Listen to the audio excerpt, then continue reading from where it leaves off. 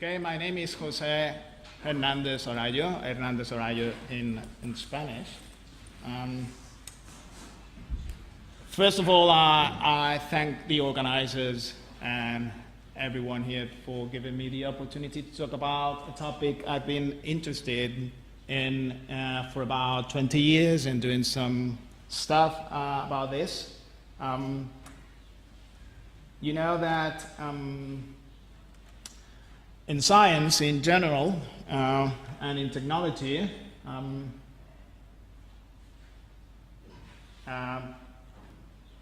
one of the most important things is to be able to measure things, to evaluate things, to assess things. There's no science, there's no progress if we cannot measure it.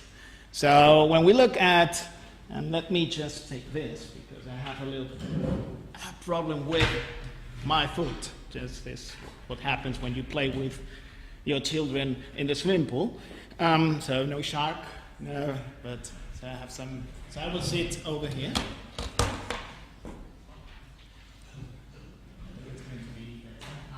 I typically move a lot, so if I stand, sit here, it's going to be better. Before I forget, there's an archive paper which is closely related to this presentation. You can just Google for AI evaluation. In this presentation, I'm going to focus a little bit more about AGI evaluation. The problem with this is a tutorial, so this is not just talking about open questions. And when we talk about general intelligence evaluation, not in humans, but in machines, we face a lot of problems, and there's a lot of open questions and riddles about which kind of tests we would use for machines. So I'm going to just talk a little bit about task-oriented evaluation first, and then I will move to what I call ability-oriented evaluation, which is an open thing. It's just unresolved. Okay? So, well, I've already explained why evaluation is important in any discipline, but I would like to focus on the evaluation of actual systems, not about the progress of the discipline. When you talk about the progress of the discipline, it's quite easy to get confused because you see that things are changing, things are progressing. If you look at AI, and let's just say, oh, how many things we are able to solve nowadays that we couldn't solve.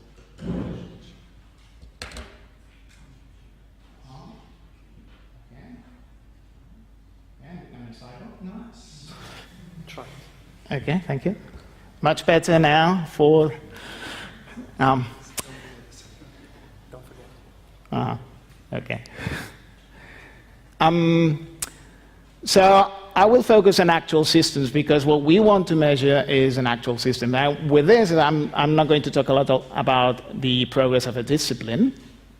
That can be assessed indirectly about the progress of the systems they are creating, especially we think about AGI or AI as an engineering discipline that creates things. We just think about scientific disciplines that analyzes what intelligence is. That's another question, okay? But I would say that that's more about cognitive science and all of that. And another thing is that you can have very good results about the theoretical properties of many systems, many techniques, but typically when we create an AGI system, we try to create an AGI system or even an AI system, we find the situation that we need to integrate so many things that many of the theoretical results cannot be applied, or even if they can be applied, there are a lot of constants there that you cannot, that in the end you need to measure that in practice with some real scenarios. So before that, before talking about the instruments, I use that word because that's borrowed from measurement theory. I will use that word occasionally. Well, you can talk about tests, as the measurement instruments about intelligence and other cognitive abilities. We need to clarify what we want to measure and in terms of the objects and the things that we want to measure on that object. So when we think about measuring an intelligent system, we would like to have something like this. So a kind of robotic butler that we can just give order to that butler, and that system just follows our instances, that system just understands pretty well what we are saying. So that's something that we would like to have, but this is not realistic, especially at this moment.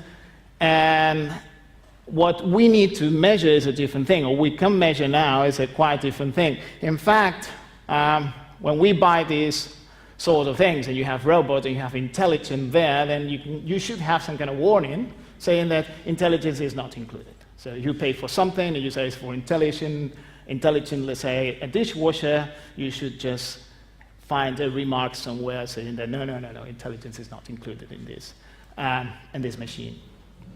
So what we are used to measure or to evaluate is things like this. You know that these systems are quite popular nowadays, and of course we should have something like this: intelligence is not included. So all these pictures are modified, of course, so you don't find systems that say intelligence is not included. And this is a task-oriented system. It has a clear functionality. It can learn a little bit. There are some systems that can adapt to the environment a little bit, but of course we wouldn't use the term intelligent properly to these systems. And there's another kind of system. Probably you are more interested in this kind of system. And the interesting point, we just make the difference with the two previous cases, is that this is an ability-oriented thing. So, especially at this stage, you cannot measure anything at all because it's completely useless. You have had children, you will realize that the first month they are completely useless and they only need attention, but they can't do anything. So, in fact, a newborn baby is difficult to evaluate. But when you have a small child, you can evaluate, you start evaluating many things, and you don't evaluate task functionality. You don't evaluate that. You typically evaluate abilities. So this is also very different to this thing here. So we typically think about something that already works and does things. So this thing does is completely useless. So Ben has given an introduction to what AGI is and the change in the past 10 years. So I don't think I need an introduction to explain what the difference is between narrow AI and general intelligence, or AGI. But I would like to stop on some definitions. Probably you know them. This was a pristine definition of AI. This is quite good but it doesn't clarify what we want to do because it uses the word intelligent inside. And probably you know this old definition. I like it because it's exactly what AI or narrow AI is doing. So we try to make machines that do things that will require intelligence if done by humans. Okay? So if you think about this, you realize that you can solve one of the problems of AI, which is the AI effect, because if you are doing intelligent things or intelligent systems, whenever you find a way to solve a problem without using intelligence, that thing should be removed from AI immediately. So in order to escape from that paradox, you can just use this definition. And AI is quite happy if you use that definition. No problem at all. You just do systems in a very different way and you try to solve tasks in a very different way as a human would solve that task. Okay? Of course, there are exceptions. This is more gradual than just clear-cut. We will talk about that during the presentation. So, in the beginning of the presentation, I just said, okay, one thing is just to look at the progress of the discipline, and another thing is just to look at the progress of one specific system, just one particular system doing all of these things. If you look at the progress of AI, you will find, oh, AI has progressed a lot, you are solving more and more problems every day, and this is impressive, but of course, we cannot find a system that is able to solve all of these problems at the same time. Okay? Of course, you can do a switch, a big switch, and if this is a translation problem, just call this system. If this is, let's say, driving a car, just call this other system. But in the end, you have to pre-program all these tasks. Okay, so this is not the way we expect a general system to be defined. And we find these funny categories about a problem whether the current state of AI, we are in an optimal, strong superhuman situation, superhuman, parhuman, subhuman. So if the systems solving a particular task are better or worse than an average human, for instance, or the best human, or even it is optimal. For instance, for tic-tac-toe, we know that we can just create an optimal system. And for drafts, for English draft, for checkers, you can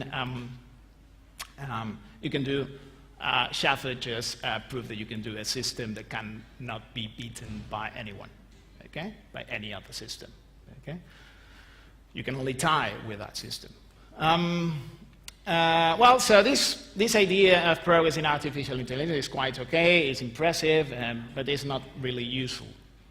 Of course, we see some progress. It was completely impossible to make a self-driving car 30 years ago or 40 years ago, and now it's becoming possible.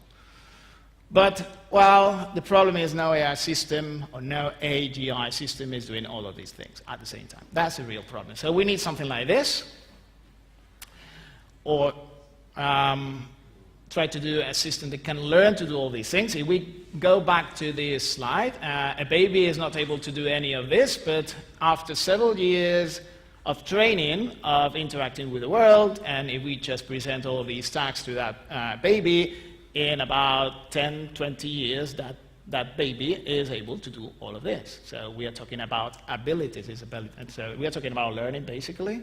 But so now that we have this clear, and I think we all agree that the big switch approach is not the right way of just trying, because there are infinitely many tasks, so we cannot make a very big or infinite switch to all of these tasks. Even it is a very difficult problem to recognize the task that you are facing. So it's not that easy, even if you try to do a big switch approach for, let's say, 100 tasks. So it is not easy even to recognize a language you want to translate, and then you just to redirect that to the particular, let's say, English-French translator. So it's not that easy. So AGI, you know what it is. You are here. I like this view. So an AGI system is a machine that does tasks it has never seen and has not been prepared for beforehand. And we say that, and this is a very important point of view from when we are talking about evaluation. So it is not that we evaluate the designers, how well they have understood the problem, and how well they have just coded the solution for the problem, even if it has some training, some learning to adapt to some particularities of the problem.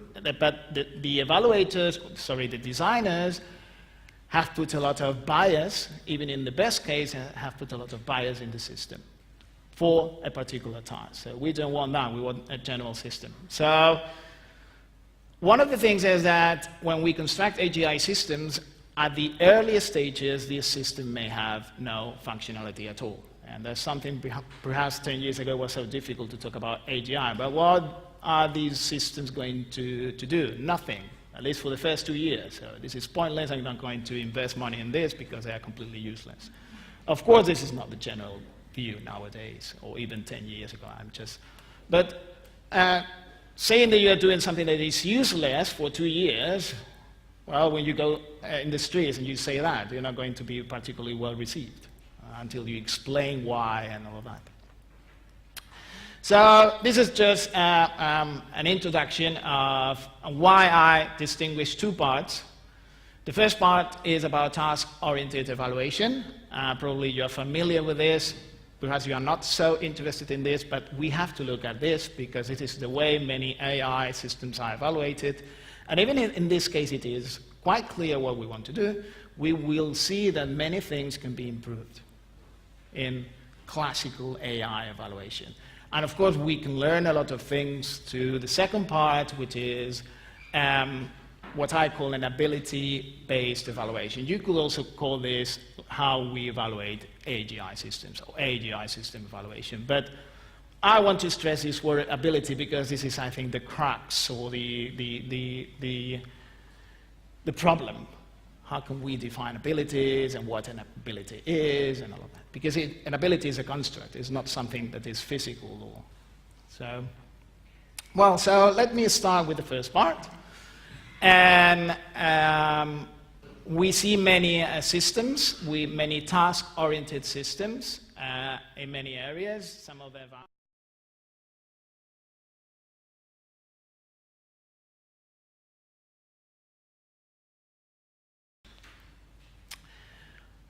the key question is, or the key issue here, is that they're using a game description language, and the description of the game is given to the player at the beginning of the tournament or the beginning. So you've never seen chess in your life, and you're given the instructions of the game in some kind of a standardized language. You have to prepare your system to understand that language. Once you're given the instructions of chess for the first time, you need to learn how to play that game. Okay? So that's very nice because that goes beyond just specialization for a simple game. But the problem, if there's a problem, because I think this is a very nice initiative and I hope that this goes on for many years because we are learning a lot from here, is that the rules are not learned, the rules are given. So it will be more interesting if you can also learn the rules as you play. It's the way, well, it's not exactly the way humans learn to play chess because we give some indications using natural language, but you have all these stories about these masters that just learned how to play just looking at how the parents played and things like that without any indication at all. Well, probably this is a little bit of exaggeration in all these stories. But well, it is possible because we, in fact, probably you know that in reinforcement learning, one of the first tasks that they were applied with success in reinforcement learning was backgammon. And I don't remember how much information about backgammon was given to the reinforcement learning agent. I don't remember the details, but the rules of the game can be learned. And well, that could be better. In fact, there are reinforcement learning competitions, but not really with opponents. But that can be done, and probably this has been done, and I'm not aware of this because in the end, you have so many competitions, so many benchmarks. You can't read all of this. But in all of these three categories, you can find a lot of competitions, benchmarks, and this is never ending, and this is task specific. This is quite okay. This should be done. This is done. And we shouldn't say that this is bad, because for many applications, we only want a system to solve that task. You want a vacuum cleaner, you want a vacuum cleaner. You don't want your vacuum cleaner to take over the world. Okay, so that's okay.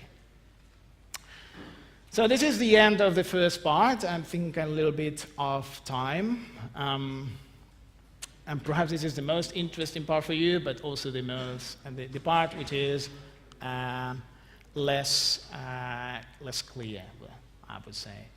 Well, I don't know exactly how to represent an AGI system, but perhaps some of these systems have a resemblance of what we may think about these systems. And here, some intelligence may be included, perhaps in the future. We can argue about that, whether now or in the future, some of... the problem is when we talk about the evaluation of these systems, what are we going to evaluate? We can think, okay, let's talk about intelligence. Well, but we'll talk about that. But, well, is intelligence the only thing we can measure? Or we can just talk about some more refined abilities. So we can think about intelligence as being a very general ability, and then just taking some ideas from psychometrics, and then you can have a second level, you can have some other abilities. We will see that in a moment. But the problem is, what is a cognitive ability? So we can say something like this, which is not very clarifying, but we could say, okay, it's a property of individuals which allows them to perform well in a range of information processing tasks. You can remove things here, but I think the idea is in a range of tasks. Well, why this range is, I think that is a question. And how to define that, and why this is an inductive inference ability, and this is a verbal ability, as we do in psychometrics, for instance.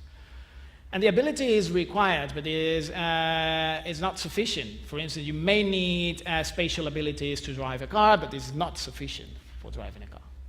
So you are asked, what abilities do you need to drive a car? Then you can just give a list. Probably I would give a list. Our list would match. Maybe well with some kind of agreement, but there will be some kind of disagreement. And this is one of the problems about abilities, talking about abilities. Well, because abilities are constructs. We invent them. They are not there. Or, well, we could discuss about that. In psychometrics, they do this. They were just criticized in the early 20th century of doing things wrong. So they say, okay, we are going to take the best statisticians, or some statisticians just were involved in the beginnings of psychometrics. And in the end, what they do is they apply factor analysis. They do a lot of tests, different tests, and then try to cluster. If there's someone that is an expert in factor analysis, it's a very complex area, and probably, no, this is not clustering, I know, but just to simplify things, what we do is just try to construct a hierarchy so that we identify the factors that are independent, explaining the variance on the results for these tests. And then they define some, so there's not only, there are more than one model, there are many models. In fact, this is one popular one, when you have one top level with what they call the G factor, or general intelligence, and then you have a second level, and you can even think of a third level. And if we look at an AI book, for instance, we find that some of these areas or abilities correspond to the areas in AI.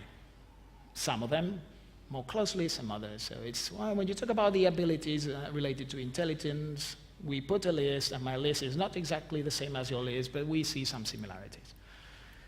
Well, these people do things right. They just take a population and say, okay, these are the abilities that we take from experiments from humans.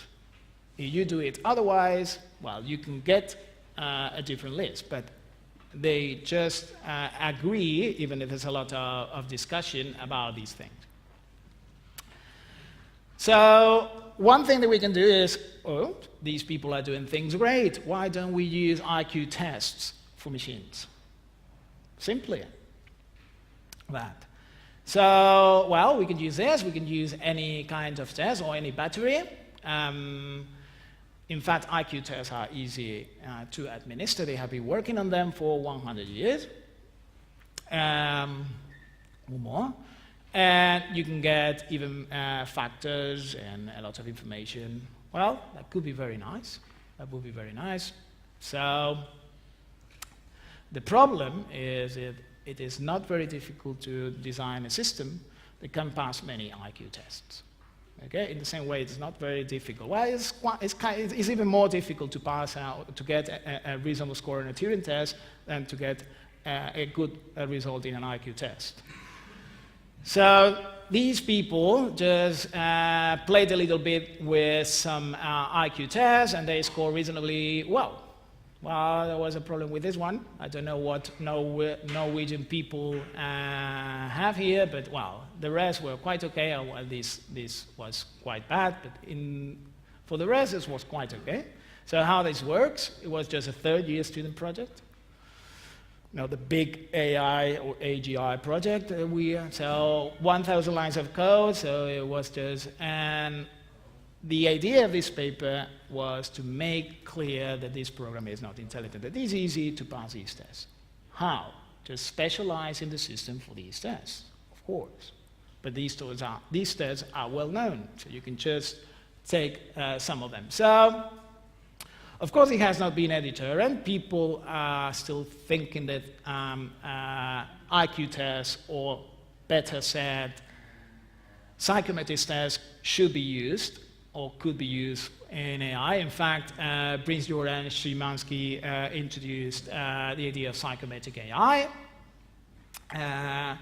that AI should be or could be just rethought as a field, or psychometric AI should be thought as a field just devoted to building systems that are able to pass all psychometric tests, including tests of artistic and literary creativity.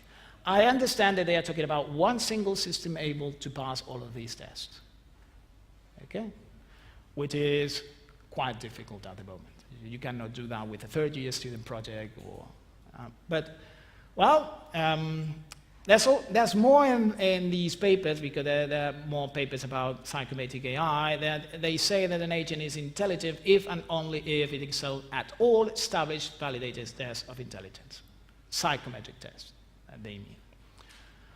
Well, let's stop it here. And while some other people have said a similar thing, the editor-in-chief of the Intelligence Journal, which is one of the most relevant or prestigious journals in the area of intelligence, human intelligence research, just wrote a paper on editorial challenging Watson. You know, Watson was this IBM system that won the Jeopardy TV quiz game.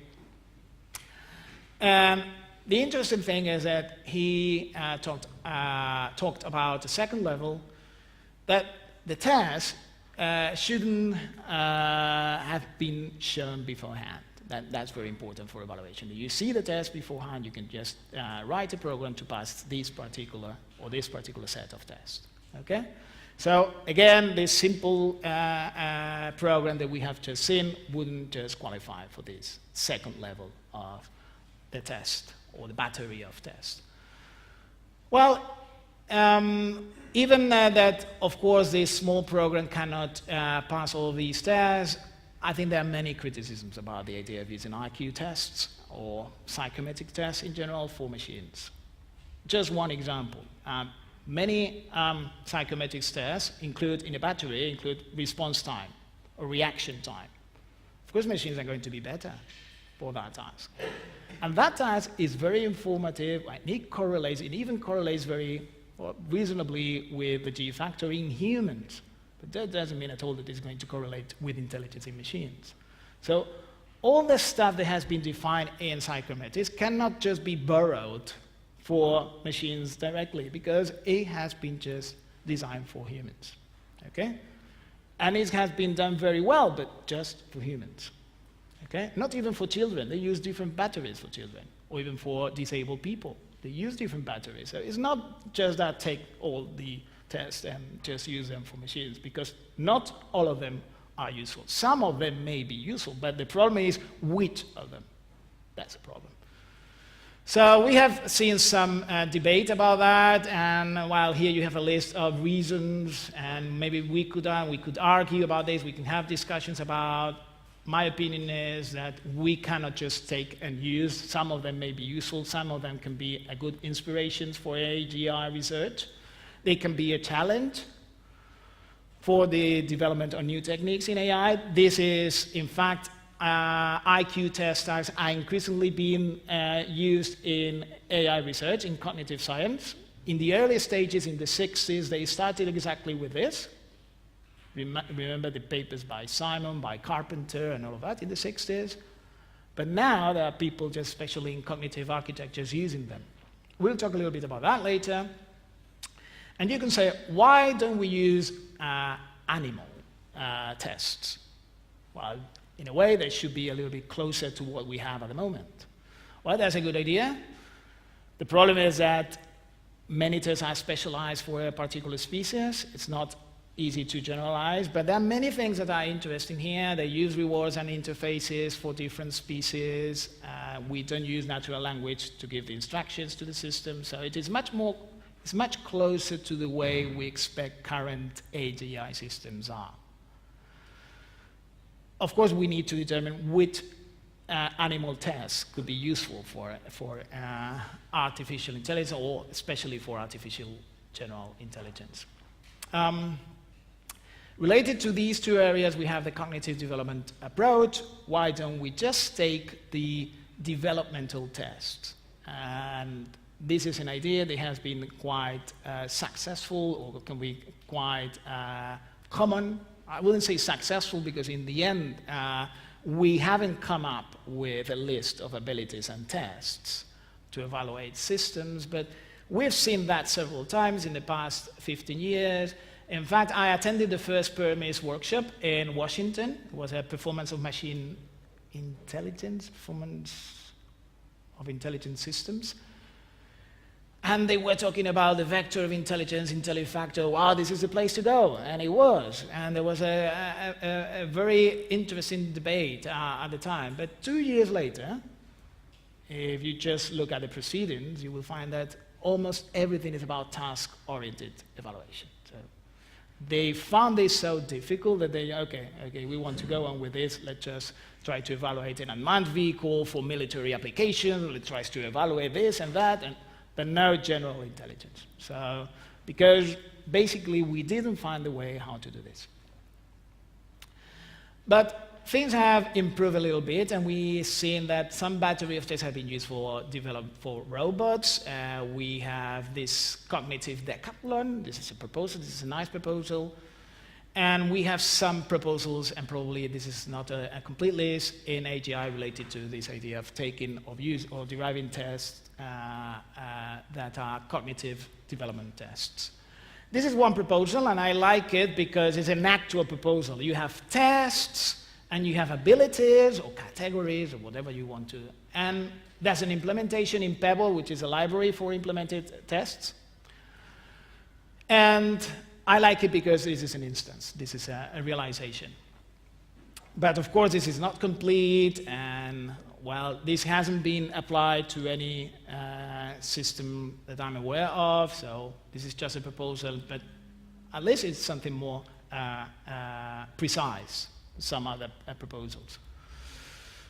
Well, and I only have 5 minutes, and this last part is the part I've been involved in, but since this is a tutorial, so it's not a big problem if I don't talk about things that I've been, and many things that are in this part, and I'm going to skip a little bit because I don't have a lot of time. This is an approach based on algorithmic information theory. This has been a very popular approach in AGI conferences. And well, there were early proposals using AIT, compression, more complexity in the late 90s. I even proposed a test, or I did some kind of RQ test, or some of the tasks that you find in tests using algorithmic information theory, AIT, or more complexity. So I could derive the difficulty of instances, some of the things we were discussing from theoretical properties. They correlated quite well with the results that humans did or achieve on these tasks. So this is quite okay, but if we try to reproduce one particular task in an IQ test, we can have the same problems that we had with IQ tests. That you can it's easy to do a system, relatively easy to do a system that is going to score better than humans with this series. Okay, so we cannot call that. I call that an intelligence test, but we know it's not. So many things could be improved, so using rewards and penalties, using worlds, and so this has been the idea that has been more taken in the past 10 years, I would say. Probably many of you are familiar with Legg and Hutter's universal intelligence. This is a very good formalization of the ideas of evaluating a system in a range of worlds. I think this is the best formalization I have found about this. But since 2007, there have been many criticisms. Of course, there have been, and I've been one of the advocates for this, because I think this is the right way to approach a problem. But it has some problems, and it seems that recently they have realized that this measure is relative to something that some people were saying, no, it depends on the reference machine you're taking. So this is not an universal intelligence measure. This is just depending on the choice of your reference machine. And it seems that this is now well acknowledged by everybody. So my proposal, and I will skip this, so if you are interested, you can talk with me during these days, as I talk about something that I call universal psychometrics, which is basically it's just a name. Why don't we just take all of these that we have seen and try to take the best of everything? Some things don't work for this, some things are. So why don't we just look at intelligence evaluation or cognitive ability evaluation, try to see what would be the solution if you would start from scratch using all of these ideas. So we set some kind of very high goals. That doesn't mean that this is possible, but these were the start, so I'm going to skip this a little bit. We propose an anytime universal test. We even created some interface. We evaluated that with Q-learning against humans. And the picture is that the results were basically the same for humans and Q-learning. So this is a good example of what happens when you derive a test and you use that test for machines and humans. You get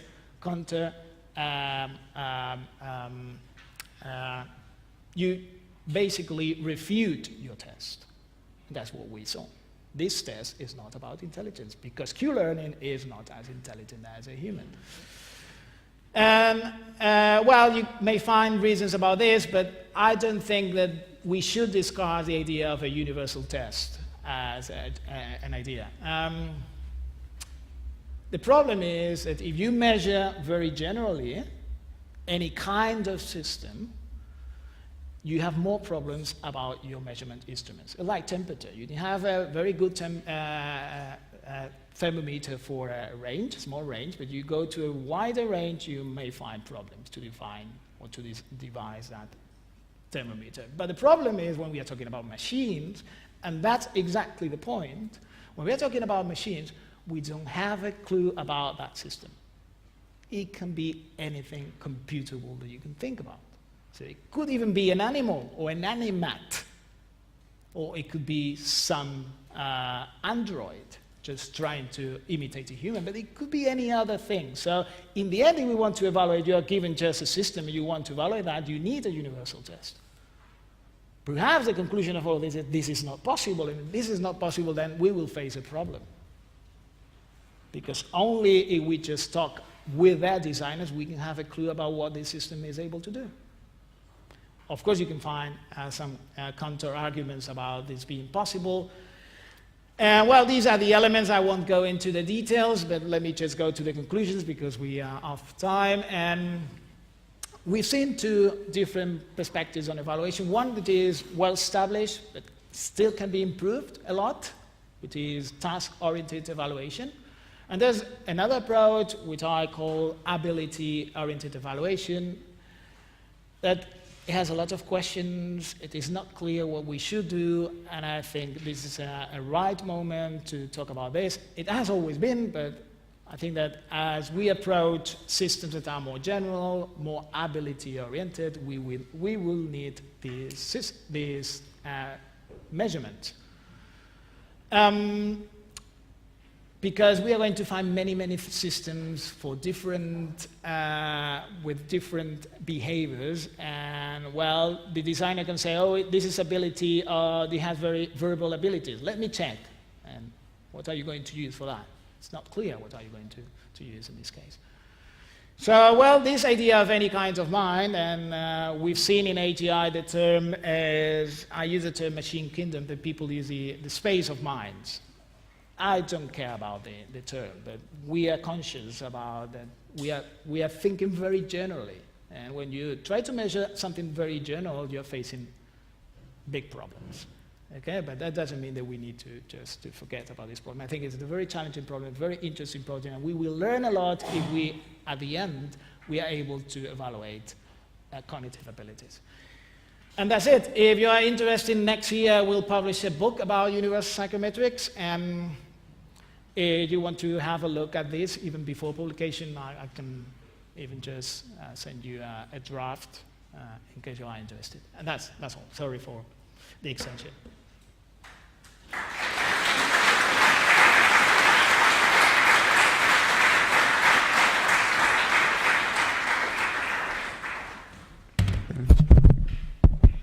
Thank you.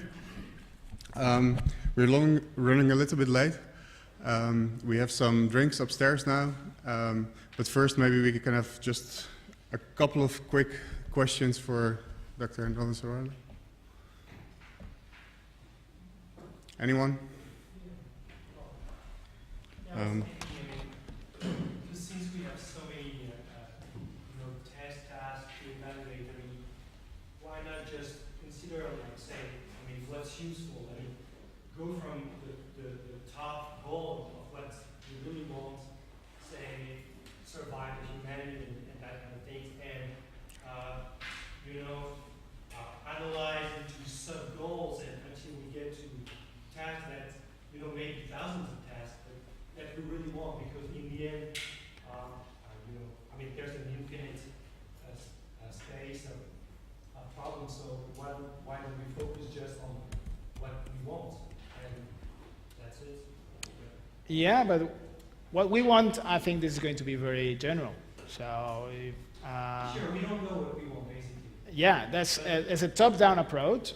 I like the idea, even if we think in ethical, from an ethical point of view, or even from a practical point of view, what are the abilities that you would put, or the tasks, the general tasks you would put on these systems, or the system would be able to solve. I think that's a good idea, because you are trying to design something, so you have the possibility of devise which abilities you are interested in. In humans, these are the abilities that you have found, because this is the process of evolution. But perhaps some of the abilities in humans are not interesting at all for machines. That could be a possibility, and it's less, perhaps it's also anthropocentric in a way, because we are thinking about what's interesting for us. But perhaps the general problem is a little bit more general than what you're asking. Perhaps we are interested in what would happen if someone could create this system that is not designed for these tasks, but for other tasks. Would we be able to evaluate that? And in that case, I would like to have an answer for that question as well. But I think that many approaches could be valid for. It is very, very rough, very early. It's not clear what the abilities are. It's not clear even whether we should just forget about abilities and just talk about general intelligence, and that's it. Some people maybe would say that, because perhaps we don't agree on the abilities, ever. Maybe one more quick question? I hope this mic works.